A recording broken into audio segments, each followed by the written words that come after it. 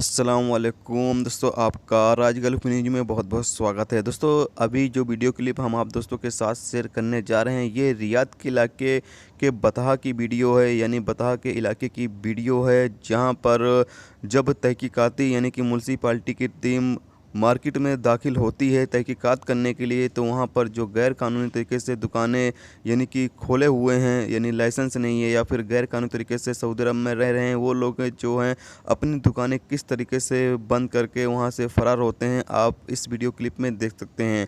क्योंकि सऊदी अरब के अंदर इन दिनों जो है जो गैर कानूनी तरीके से दुकानें चला रहे हैं या फिर गैर कानूनी तरीके से रह रहे हैं, उनको गिरफ्तार करके डिपोर्ट किया जा रहा है। तो इसी हवाले से जैसे ही म्युनिसिपालिटी की टीमें मार्केट के अंदर दाखिल होती है, वहाँ से वो लोग जो हैं वो फ़रार हो जाते हैं। तो आप इस वीडियो क्लिप को देख सकते हैं।